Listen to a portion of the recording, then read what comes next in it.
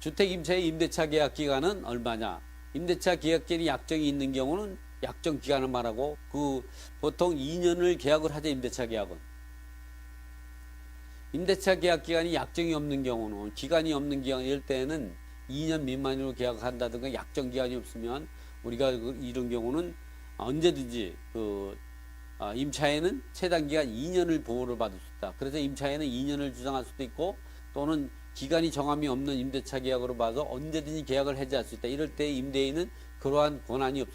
이렇게 계약 기간을 정하지 않을 때는 임차에는 최단 기간이 2년을 주장할 수가 있는 거죠. 그리고 임대인은 2년을 주장하더라도 거기 따를 수밖에 없는 거죠. 이런 경우에 주택임대차법 같은 경우는 임차인을 보호하기 위해서 만들어진 조항이기 때문에 그런 거죠. 그런데 우리가 임차인 입장에서는 2년을 주장할 최단 기간인 최단 보호 기간이 2년을 주장할 수도 있고 기간이 없는 계약으로 해가지고 언제든지 계약을 해지할 수 있다. 언제든지 계약을 해지하면 계약 해지 통지 후로부터 3개월 있다 계약 해지 효력이 발생하게 되는 거죠. 그 기간이 계약 그리고 2년 기간 미만 기간이 계약했다고 마찬가지. 1년 이하의 기한을 정했다면 임차인은 최단 보호 기간이 2년을 주장할 수도 있고 아니면 민법상 채권 계약인 1년을 주장할 수 있는 거지. 그래서 우리가 묵시적갱신이 됐다든가 했을 때는 묵시적갱신을 주장하면은 1년을 계약했을 때 묵시적갱신 되면 우리가 몇 년이 될까요? 어떻게 생각하세요? 우리 계약을 했는데 임차인이 계약을 했는데 1년을 계약하는데 2년 미만이 1년을 계약했는데 묵시적갱신을 주장했어요. 그러면 우리가 보통 임차인 같은 경우는 묵시적갱신 되면 이제 그 2년이 연장된다고 우리가 알고 있죠? 그거는 임대차 계약을 2년을 했기 때문에 그런 거예요. 그러나 1년을 계약을 했는데 묵시적갱신이 되면 2년이 되는 거죠. 그러니까 임차인은 최단기 보호기간이 2년을 주장할 수 있는데 불구하고 계약기간은 1년으로 하고 묵시적갱신을 주장했다. 이랬을 때는 전체의 계약은 최초 임대차 계약으로는 2년이 되는 거예요. 1년만 묵시적갱신이 되는 거예요. 예를 들어 1년 반을 계약을 했는데 묵시적갱신이 있다 그러면 1년 반만 연장이 되는 거예요. 3년이 되는 거죠. 보통 주택임대차에서 묵시적갱신을 갖다가 2년으로 인정하는 거는 보통 계약은 2년을 계약을 하잖아요. 그래서 그런 거죠. 묵시적갱신은 민법상 채권계약을 갖다가 묵시적갱신하는 것 때문에 계약서에 작성한 임대차 계약기간을 갖다가 자동 연장되는 걸 묵시적갱신이라고 한다. 그래서 우리가 채권계약을 1년으로 하고 기간을 1년을 하고 2년을 보호받을 수 있는데도 불구하고 묵시적갱신을 주장한다. 최단 보호기간을 주장하지 않고 주장한다 그러면 또로 2년이 되는 거예요. 물론 그게 6개월이다. 묵시적갱신 1년이 되는 건데 2년까지 보호를 받을 수 있는 거죠. 그 정도만 알고 있으면 돼요. 이 경매당했을 때는 선순위 임차인만 대항력을 주장할 수 있는 거죠. 배당 요구하면 배당 요구하면 우선 변제권을 주장하게 되고 미배당은 낙찰자가 인수하는 거죠. 그러나 후순위 임차인은 대항력이 없는 거죠. 그래서 우선 변제권 배당받고 배당금을 못 받더라도 쫓겨날 수밖에 없는 거예요. 종전 임대차의 계약갱신은 재계약하는 경우도 묵시적갱신하는 경우가 있죠. 계약갱신하는 경우 당연하고 재계약도 마찬가지로 묵시적갱신 같은 경우도 마찬가지다.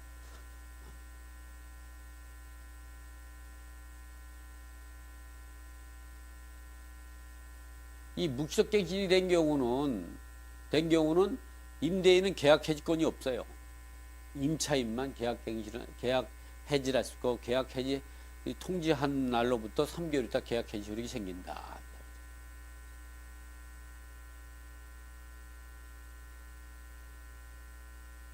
주택 임차인이 증감 청구권은 차임 증감 청구권은 이제 지금 보면 이 부분 같은 경우는 이제 5%죠, 5%. 그리고 올 차임 전환 시 산정률 같은 경우는 지금 한국 금융기준금리 1.5죠.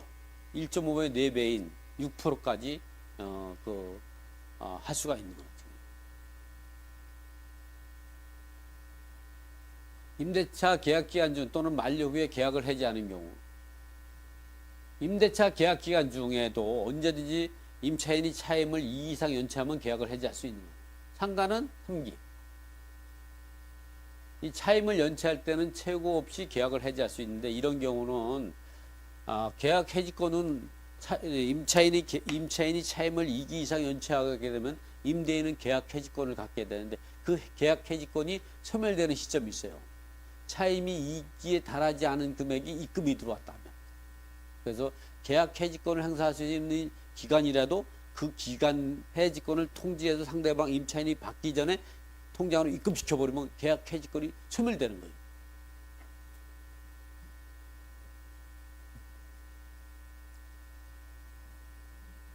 임차인이 보증금이 있다고 또는 분쟁을 이유로 해가지고 차임을 연체하더라도 이 임차 보증금이 있다고 전세 보증금이 많이 있다고 해도 차임을 연체한 건 전혀 다른 거예요.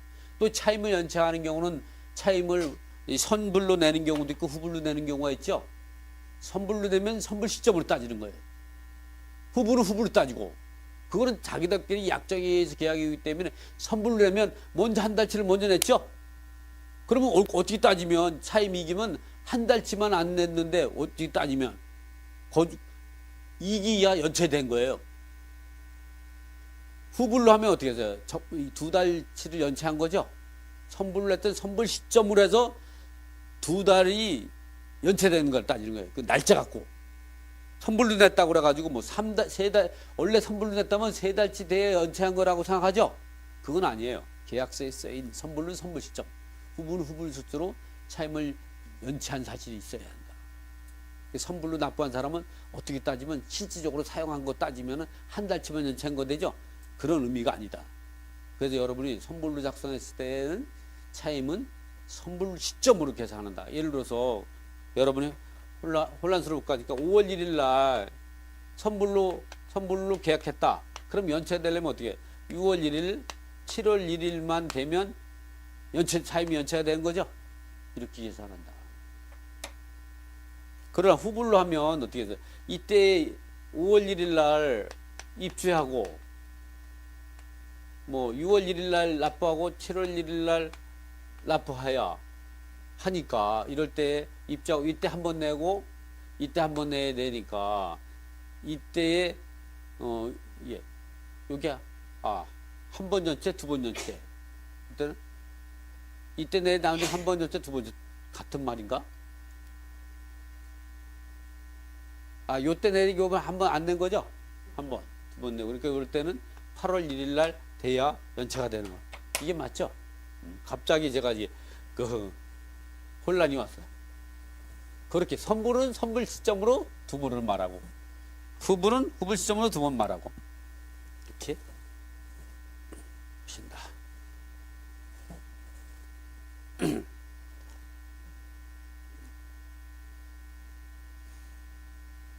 임대인 동의 없이 임차권을 양도나 전대한 경우는 이런 데는 임대차 계약을 해지할 수 있다. 임대차 계약을 만료로 임대차 계약을 해지할 때는 임대인은 만료 6개월 전부터 한 달 전까지, 임차인은 만료 6개월 전이라는 규정이 없고 언제든지 계약 해지 의사를 밝히고 만료되기 한 달 전까지. 그러니까 임대인은 만료 6개월 전부터 한 달 전을 지켜야 돼요. 그리고 임차인은 6개월 전은 기준은 없고 한 달 전까지만 계약 해지 의사를 밝히면 계약이 해지된다. 그렇지 않으면 묵시적 갱신이 된다. 이렇게 임차인이 채무 불이행으로 계약 해지권이 된 경우 구성물 매수 청구는 어떻게 되는가? 임대차 계약이 임차인이 채무 불이행으로 인하여 해지된 경우에는 임차인은 민법 제645 구성물 매수 청구권이 없다. 이런 대부분 판례는 나오죠. 자, 이번엔 임차권 등기 명령대로와 민법상 620조 임대차 등기 차이점은 어떤가? 이런 임차권 등기 명령의 임차권은 임대차 계약이 종료된 다음에 또는 임대차 계약이 해지 사유라는 거는 소유자가 변경되면 계약 해지 사유가 발생한다 그랬죠. 그런 대표적인 게 경매나 공매 들어가면 또는 집이 팔리면 이럴 때에는 임차권 등기 명령의 임차권 등기를 임차 대상 물건 소재지 부동산 관할 법원에다가 임대인이 동의 없이 단독으로 임차권 등기 명령의 임차권 등기를 신청하면 법원에서 판사의 명령으로 촉탁으로 임차권 등기를 하게 된다. 그러나 이럴 때에는 최초 대항 요건을 갖춘 날로 대항력과 우선변이 생긴다. 그러나 민법상 620일 임차권 등기 임대차 등기 같은 경우는 그리고 이러한 임차권 등기 명령의 임차권 등기는 최선순위라도 말소 기준을 될 수 없지만 무조건 배당에 참여하고 소멸되는 거예요. 그래도 미배당금 생기면 낙찰자가 인수해야 되는 거예요. 등기된 전세권 이런 임대차 등기 같은 경우는 임대차 계약기간 즉 전세권처럼 입주하기 전에 임대인의 동의를 얻어가지고 임차권 등기를 임대차 등기를 하는 거죠. 그리고 또는 임대차 계약기간 임대차 계약기간이 지나면 할 수가 없는 겁니다. 이럴 때 어쨌든 임대차 등기 시점이 먼저냐 대항 요건이 먼저냐에 따라 가지고 대항력 다음날 오전에 대항력과 우선 변제권 확대 일자 우선 변제권 이 임대차 등기가 먼저라면 임대차 등기 즉시 대항력과 우선 변제권이 발생하는 그런 차이인데 이거는 임대차 입주하기 전에 또는 임대차 계약기간이 존속 기간 중에 임대인이 동의를 얻어서 해야 되는 민법 제 621조에 의한다. 그래서 전세권 등기를 하지 말고 임대차 등기하는 게 더 유리할 수도 있다 말이죠. 전세 그런 경우에 예를 들어서 법무부가 동의하는 건 못하죠. 안 해주는 게 있으니까 구태 안 해줄 필요는 없죠. 안 해준다고 해서 왜냐면 기본적으로 민법 221조의 임대차 등기를 안 해준다고 해서 그 효력이 발생하지 않는 건 아니니까 해주는 게 좋죠. 뭐. 경매에서 임대차 등기 대항력과 우선 변제 그리고 소멸 여부 이런 거죠. 이 부분은 이제 생략하기로 하고 요 강의는 우리가 주택임대차에 꼭 알고 있어야 될 내용들 이런 내용들은 또 그 이후에도 뭐 임차권 양도나 전대차 같은 경우는 반드시 임대인이 동의를 얻어서 해야 한다. 이런 경우도 있고 큰 틀만 제가 한번 읽어봐 드릴게요. 임차권과 전세권 가압류 가처분 이렇게 임차권이나 전세권에 가압류가 있으면 이런 거를 임차인이라든가 전세권자에게 이 돈을 반환하면 안 돼요. 가압류나 가처분이 처분금지 효력이 생기는 거죠. 그래서 분양권이나 임차권이나 전세권에 가압류가 있으면 그런 경우는 양도 금지가 되고 계약을 갱신하거나 이런 묵시적 갱신이라든가 계약 갱신이 무효가 되는 거죠. 그래서 임차권에 가압류가 되면 계약 갱신 할 수가 없어요. 임대인이 무효가 돼. 처분 금지가 있기 때문에.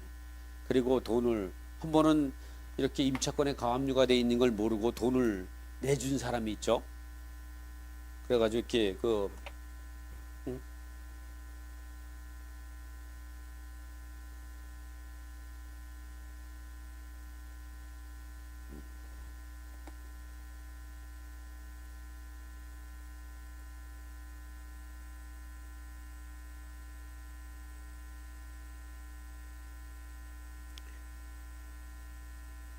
한 번은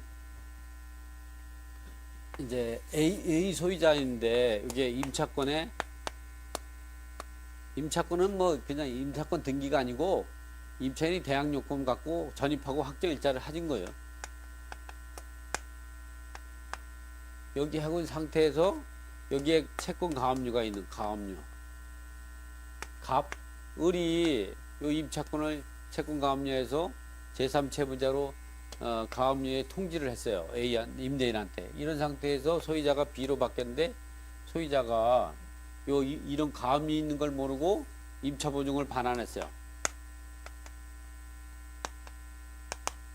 그러니까 이 가압류권자가 이 B한테 이 청구가 들어온 거죠.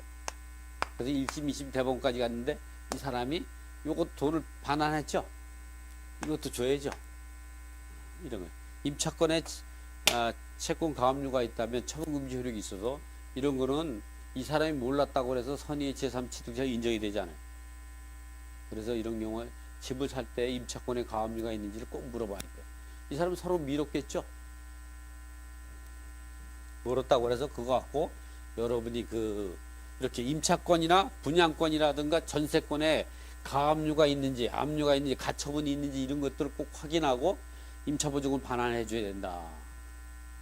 한 번은 여기 분양권에 가압류가 돼 있는 거를 이제 모르고 매매계약서를 써가지고 이제 여기 삼성레미안 퍼스티지 있잖아요. 여기 부동산에 반포에 있는 부동산에서 손해배상 청구한 손해배상 당한 일이 있어요.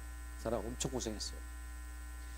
공인중개사가 분양권이면 미등기 전매가 가능했었으니까 그 당시에는 분양권을 갖다 그 전매를 하는 과정에서 분양권의 채권 가압류가 5억이 있었단 말이에요. 근데 이거 어떻게 해결되는 줄 알아요?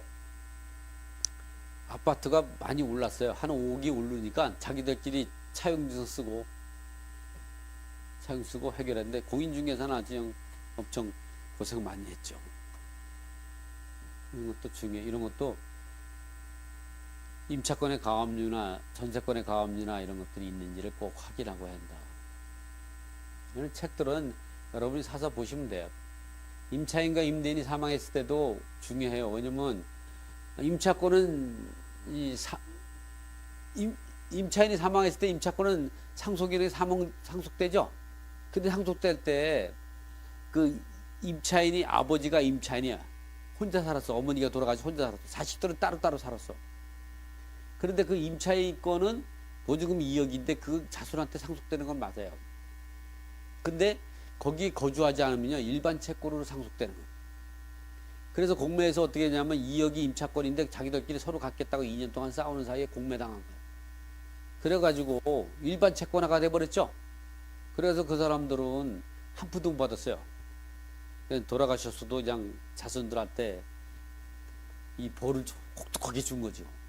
그 사람들이 아버지가 살았을 때의 대항력권을 함께 동일세대로 갖췄다면 대항력과 우선변제권이 그대로 상속돼요.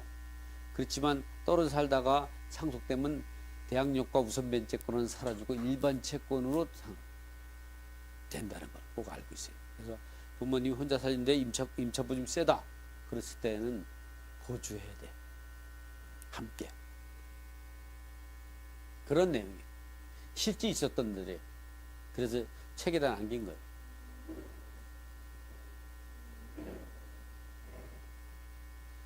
임차주택의 하자는 임대인과 임차인 누가 보상하는가?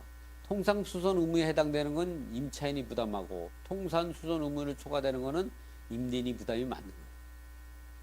통상수선의 이제 의무라는 건 임차인이 크게 뭐 큰 비용 들이지 않고 수선할 수 있는 거, 뭐 전등이 나갔다든가 또는 이제 수도꼭지가 고장이 났다든가 뭐 이런 것들은 이제 그 임차인이 수선하는 게 맞고, 그러나 그런 것이 아니라 건물이 기본적인 하자라든가 비용이 많이 들어가는 거는 임대인이 맡는다. 그래서 그런 부분을 임차인이 통상 수선 의무 또 이제 이런 부분이 벗어나는 거는 이렇게 하자를 모르고 입주한 경우도 임대인에게 수선 의무를 물을 수 있나 이런 거죠. 하자를 모르고 입주한 경우도 임대인에게 수선 의무를 물을 수 있어요. 알고서 해도 물을 수 있어요. 알고서.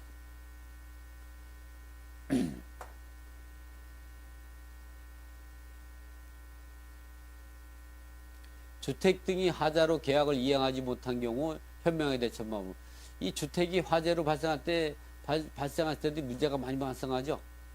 이것이 이제 그 계약을 하고 나가지고 이행하는 과정에서 부동산이 화재로 나서 계약을 이행할 수가 없는 때에는 어떻게 되는 거예요? 이게 매도인의 책임이 없이 부도난 경우는 계약을 손해배상 없이 해지할 수 있는 규정이 있는 거예요. 먼저 누구의 잘못인가를 판단해야 한다. 매도자나 임대인이 불을 내서 멸실되었다면 이행불능, 또는 매도자나 임대인이 아니고 이웃집에서 불이 나서 옮겨 붙은 경우나 원인 불명인 경우에는 채무자 위험 부담지, 또 매수자나 임차인이 잠금 작업이나 인테리어 공사하다가 불이 난 경우는 이제 채권자 위험 부담주의로 해서 이렇게 이제 그 법적 근거라든가 판례를 이렇게 적어놨어요. 또 임차 기간 중에 원인 모를 화재로 임차물이 손실된 경우 대처 방법 같은 것도 이제 책에다 이렇게 남겨놨고요. 또 특수한 사례에서 알고 싶은 이런 거, 전세보증금을 증액할 때에 계약서에 어떻게 써야 되는가라든가, 또는 이제 임차주택이 경매될 때 계약서를 분실했다면 배당 요구할 수는 없나, 할 수 있는 방법이 있다 이런 거. 임차인이 연체 차임이 있어도 전세금 전액을 배당 요구할 수 있나. 임차인이 배당 요구를 하지 않거나 잘못했다면 누가 얼마나 손해 보는가, 이런 부분도 했고, 이 내용이 많아서 법원이 배당표를 잘못 작성해서 선순위 임차인이 미배당금 생기면 낙찰자가 인수하는 거. 이건 낙찰자가 인수하지 않아요.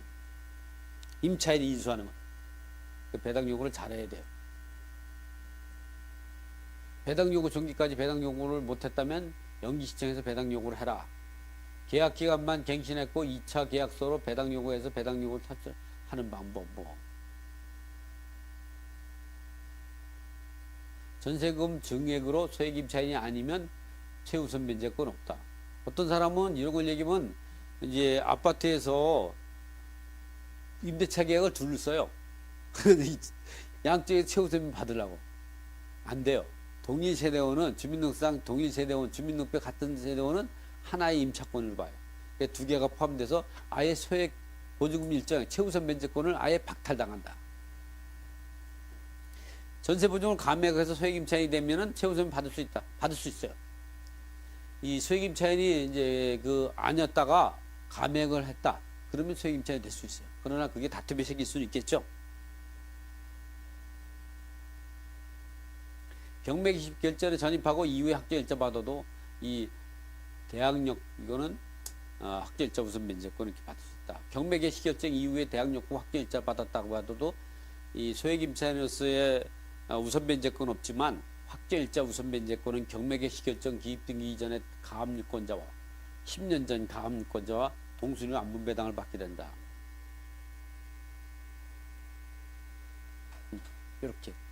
우리가 이제 주택 임차인이 꼭 알고 있어야 할 내용을 핵심 내용 정리를 갖다가 짧은 시간에 설명을 해주려니까 나머지 뒷부분은 그냥 나중에 책을 가지고 여러분이 보도록 하고 이번에 이제 주택 임대차에 관한 그 특강은 요거로 마치겠습니다.